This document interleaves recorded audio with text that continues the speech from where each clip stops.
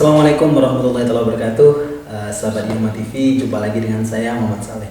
Nah, pada kesempatan kali ini mungkin sahabat Yoma TV sempat bertanya-tanya, mungkin kenapa sempat satu bulan mungkin ya Yoma TV tidak pernah upload YouTube. Jadi for information terlebih dahulu, sahabat Yoma TV, kita kemarin dan tim Yoma TV melakukan relokasi studio yang awalnya di lantai 1, sekarang pindah ke lantai dasar. Selain relokasi tempat, kita juga melakukan renovasi studio. Yang awalnya mungkin teman-teman bisa membedakan antara studio yang lama dengan yang baru. Jadi ini kan tampilan yang baru. Nah, tetapi meskipun ada perubahan studio dan relokasi tempat, tujuan dari Yoma TV tetap yang untuk kemudian memberikan informasi kepada Yoma TV, khususnya kepada masyarakat, dan memberikan hazanah keilmuan baru, untuk informasi keilmuan baru yang akan diberikan kepada sahabat Yoma TV. Nah, bicara pendidikan, bicara keilmuan, tentu kita tidak lepas dari pendidikan. Nah, bicara pendidikan, kita kalau di Madura, pendidikan yang paling fanatik atau mungkin paling diminati lah seperti itu adalah pendidikan pesantren. Nah, pada kesempatan kali ini saya sudah bersama Ustadz Baisuni Salim. Assalamualaikum Ustadz. Assalamualaikum. Nah, beliau ini adalah ketua bidang Mahadiyah yang membidangi bagian pondok pesantren atau asrama. Nah, ini Ustaz nih kan saya sempat mendengar ada hal menarik terkait pengasramaan atau memberikan klaster-klaster di pondok pesantren Banyuanyar. Ini bagaimana ceritanya, dan latar belakang kenapa kemudian yang awalnya mungkin teman-teman yang santri dari tahun berapa Ustaz ada klaster pondok pesantren? Klaster asrama gitu. Oke. Sebelumnya Assalamualaikum warahmatullahi wabarakatuh. Waalaikumsalam warahmatullahi wabarakatuh. Yang saya hormati host pada siang hari ini Mas Soleh ya. Iya. Ustaz Soleh atau Mas Soleh? Mas Soleh. Bukan Ustaz. Mas Soleh, para pemirsa Yoma TV yang berbahagia. Perlu saya sampaikan, saya selaku wakil ketua pengurus wakil ketua pengurus bidang Mahadiyah. Kalau pertanyaannya kapan, pengasramaan ini dimulai pada tahun 2018 akhir. Oh, berarti berjalan 3 tahunan. Iya, sudah 3 tahunan. Itu didasarkan pada pertama awalnya ada pemikiran dari Dewan Pengasuh pada saat itu, Raden Salahuddin Al-Ayyubi. Beliau menyampaikan pada saat itu di kantor kesantrian, gimana kalau seandainya di Banyuanyar diasramakan, di klaster sesuai tingkatan masing-masing. Karena memang sesuai yang kita ketahui, mungkin Mas Soleh juga dulu masih blok ya. Iya, tinggal sekauman di sana. Iya, sekauman. Jadi di situ ada klaster-klaster kaum kalau dulu itu. Dan itu diketuai oleh hanya satu atau udah ustadz dalam satu blok. Nah, kemudian gagasan beliau itu kami berpikir, kok ini saya selaku Mahadi pada saat itu, oh ini bagus begitu, sesuai dengan pemikiran saya pada saat itu. Kemudian bincang-bincang dengan teman-teman gimana caranya mengasramakan santri sesuai dengan klaster dan bahkan kemampuan masing-masing.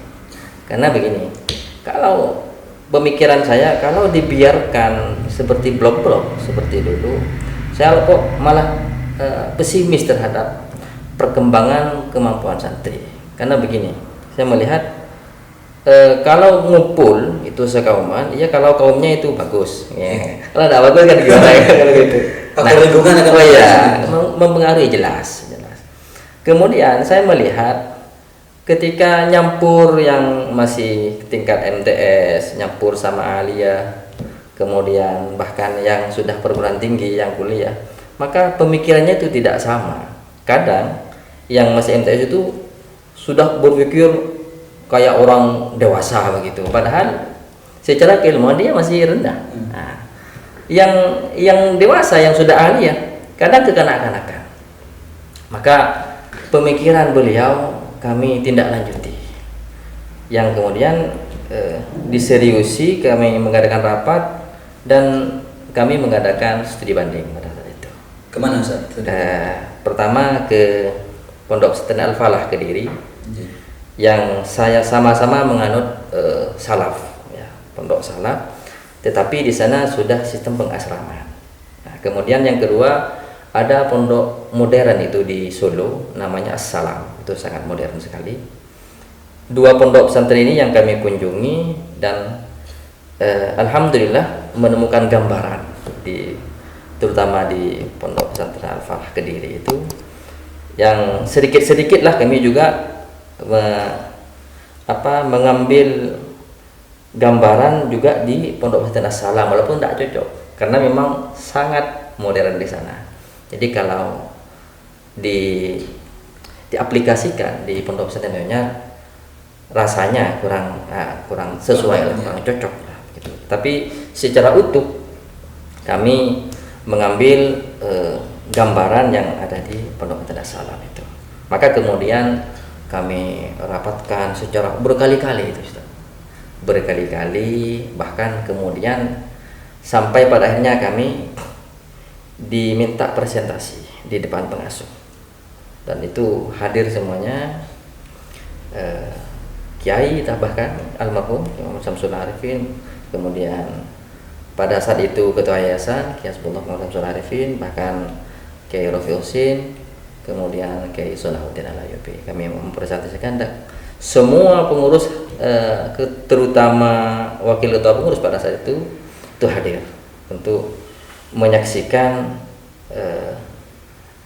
gimana sih pentingnya dan urgensinya pengasramaan itu, dan dampak yang dihasilkan kemudian dari pengasramaan itu apa.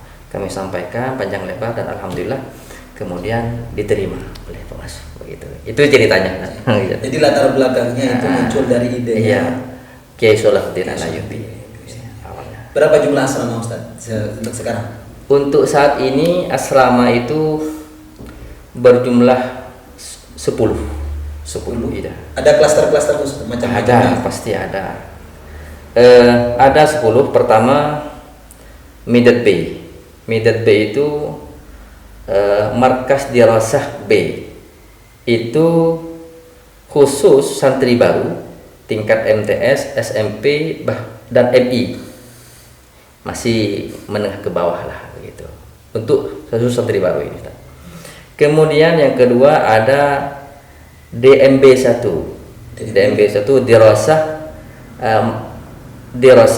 1. DMB 1 itu khusus kelas 2 MTS SMP. Nah, kemudian ada DMB 2, ini khusus tingkatan MTS SMP kelas 3. Nah, kemudian ada I'dadul Muallimin A, I'dadul Muta'allimin, ya maaf, I'dadul Muta'allimin A, atau yang dikenal dengan Midat A, itu khusus santri baru tingkat aliyah sederajat, nah, yang tempatnya paling tinggi. Nah, ini dulu asrama itu dimulai dari Midat A ini, gagasan beliau. Midat A itu dari Midat A. Jadi kelas santri baru tingkat aliyah sederajat awalnya, dan beliau Kiai Salahuddin Al-Ayyubi langsung menunjuk saya sebagai koordinator pada saat itu. Yang lain masih belum, ya, masih belum asrama, masih blok. Kemudian ada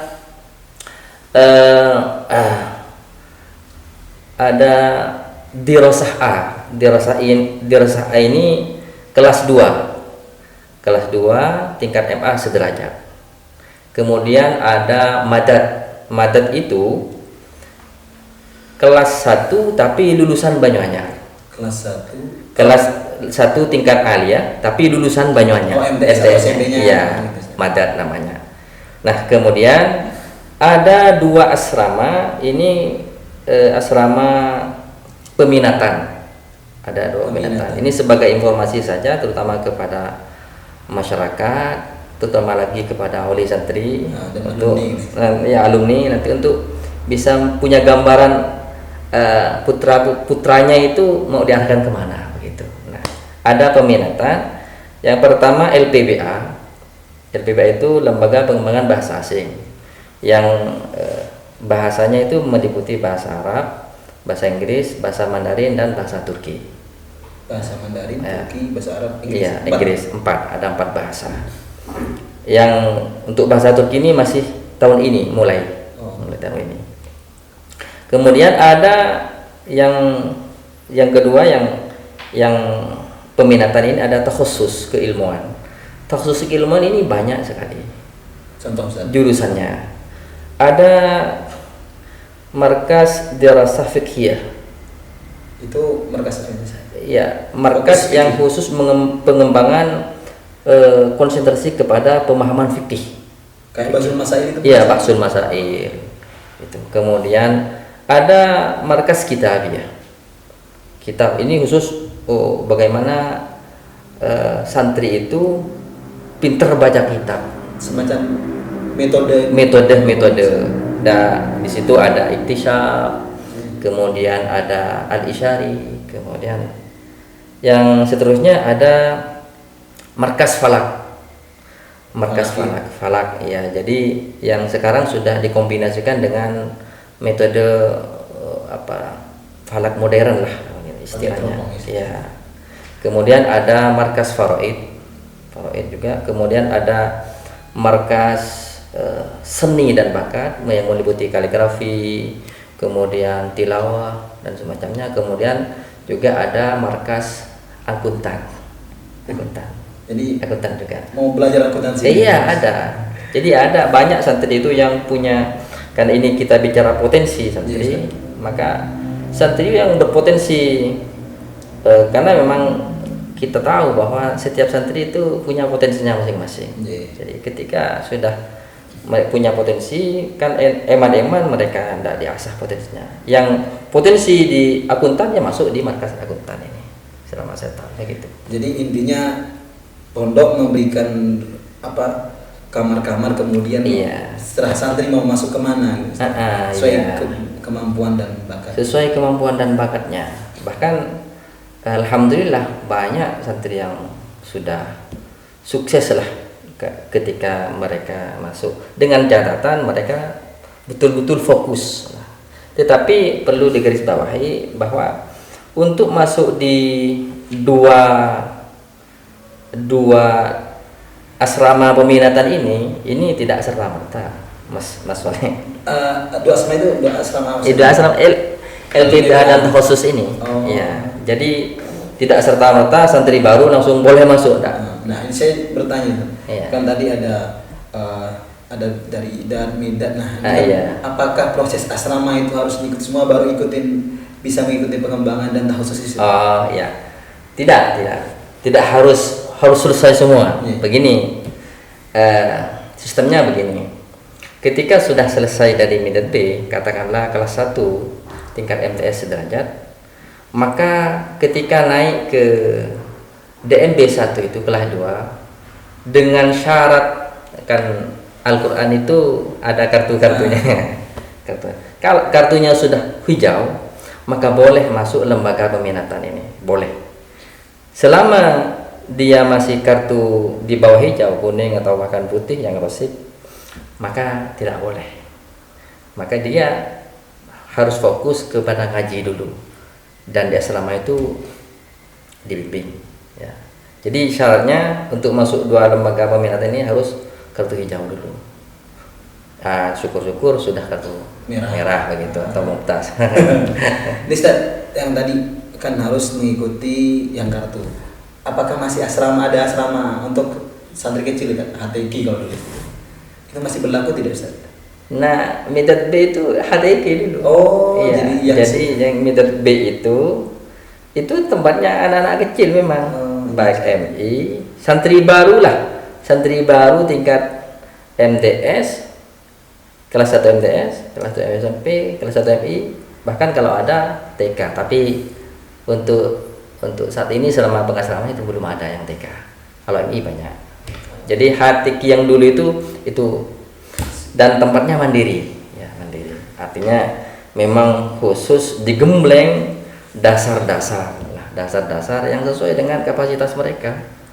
Begitu, tidak serta-merta langsung langsung diajari yang kurikulum pesantren secara umum, tidak. Jadi disesuaikan ya dengan kemampuan tahapan-tahapan itu. Jadi menarik tujuannya untuk kemudian memberikan klaster sesuai keilmuan. Iya, karena begini Mas Soleh, asrama itu bertujuan, di antara tujuan asrama itu untuk memberikan pendidikan yang lebih terarah, begitu, lebih terarah. Karena kita melihat kalau dulu itu kan sistem blok ya. Iya. Jadi gimana ya, di blok itu kan tidak ada kurikulumnya. Langsung kurikulum pesantren secara umum. Ya silakan ngaji, paling ngaji yang ada klasternya dulu. Itu pun hanya beberapa ya, hanya beberapa kelompok. Ya, ya itu. Tidak ada kurikulum secara khusus di asrama. Tetapi dengan diasramakannya santri, kami melalui tim asrama di bawah Ma'hadiyah itu telah menyusun kurikulum yang disesuaikan ya, yang disesuaikan dengan tingkat kelas mereka di sekolah dan tingkat kemampuan mereka dan kebutuhan mereka. Jadi tahapan-tahapannya itu kita sesuaikan begitu. Nah, kan ini tadi kan sudah klaster. Nah, tadi ada kutipan kajian. Ini pakai klaster juga Mas atau sudah asrama, berasrama atau gimana Mas? Iya. Di asrama itu perlu saya sampaikan, di pondok pesantren itu secara keseluruhan itu di bawah Ma'hadi ada banyak divisi. Soleh, banyak divisi. Setidaknya ada 7 divisi di bawah Ma'hadi itu. Jadi antaranya ada divisi kesantrian, divisi ta'lim Al-Quran, ta'lim kitab, kemudian ada divisi ketertiban, ke perpustakaan, kemudian ada divisi asrama, kemudian ada divisi Ubudiyah. Nah, di asrama itu di bawah divisi asrama. Ada di bawah divisi asrama. Nah, di asrama itu kami membuat sebuah tim namanya tim asrama.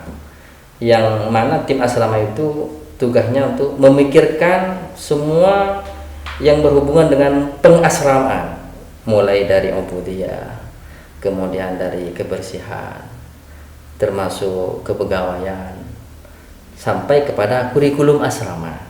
Nah, jadi di asrama itu ada kurikulumnya masing-masing, dan itu ada target yang harus dicapai.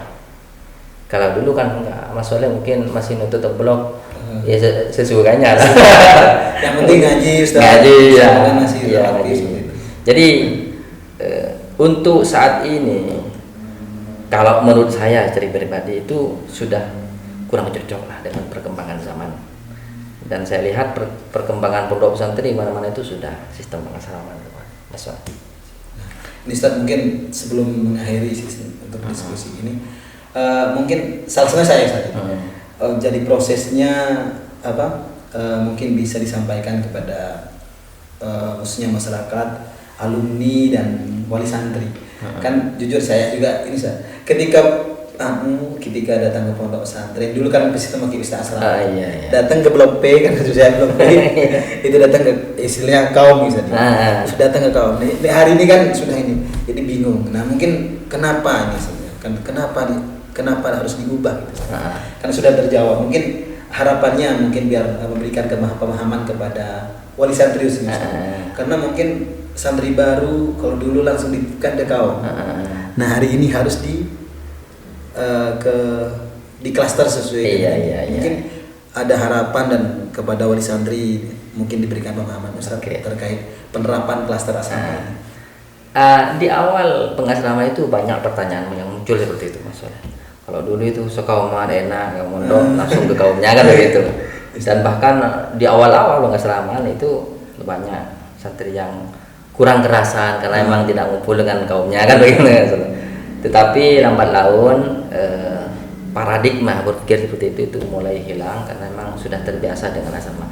Ada nilai negatifnya juga sekauman itu. Iya, kalau punya kaum yang baik. Nah, kalau punya kaum, kalau yang tidak punya kaum dari mana-mana itu kan, dari luar luar daerah, luar Madura itu kan kadang tidak punya kaum, itu mau sama siapa kan begitu. Nah, kemudian dulu saya melihat ketika sistem kauman itu ketika pendaftaran bingung yang menerima pendaftar itu mau ditaruh di blok apa kan begitu ya, kalau punya kaum, kalau tidak punya kaum kan bingung juga ya.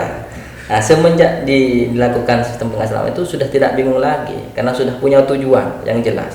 Kalau tingkat MTS sederajat langsung Midat B, kalau tingkat MA sederajat langsung Midat A, begitu maksudnya. Jadi bisa dipahami oleh para masyarakat, terutama alumni, para wali santri, bahwa ini tujuannya untuk memudahkan kita semua dan lebih terarah. Sebetulnya pendidikan di pesantren itu lebih terarah, kemudian belajar anak itu lebih terarah, pemantauannya lebih terarah. Dan juga perlu saya sampaikan juga masalah bahwa di asrama itu pembimbingnya itu di setiap kamar masalah. Oh, tiap kamar ada ustadz? Ada ustadznya. Itu nilai plusnya pengasramaan. Yes. Jadi ada yang mengarahkan setiap kamar, kemudian mereka menjalankan kurikulum asrama setiap malam dengan dibimbing oleh pembimbingnya masing-masing di asrama. Jadi tidak ada waktu jam belajar ada yang tidur? Tidak ada, saudara. Coba dilihat saja maksudnya. Jam belajar itu sudah rapi semuanya sekarang. Jadi pembelajaran disesuaikan dengan kurikulum yang ada di asramanya masing-masing, sudah lebih terarah. Dan itu bisa dilihat maksudnya. Kemudian juga yang perlu juga penting saya sampaikan bahwa di asrama itu ada sistem penilaian maksudnya. Ada semesternya juga. Jadi ada rapotnya juga di asrama itu. Tidak hanya di sekolah sekarang.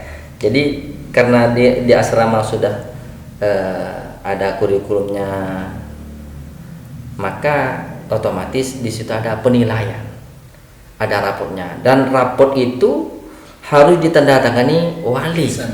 Setiap pulangan itu dibawa harus. Nah, ini perlu diketahui oleh wali karena memang kadang tidak disebut. Iya, santri itu kadang tanda tangan sendiri kan. Padahal pengurus itu melalui pengurus asrama itu sudah memberikan nilai itu, disuruh bawa pulang dan tidak boleh dibawa kecuali sudah ditandatangani oleh orang tua. Itu tujuannya untuk bagaimana orang tua bisa melihat perkembangan anaknya. Karena pendidikan itu kan tidak lepas dari 3 pilar maksudnya.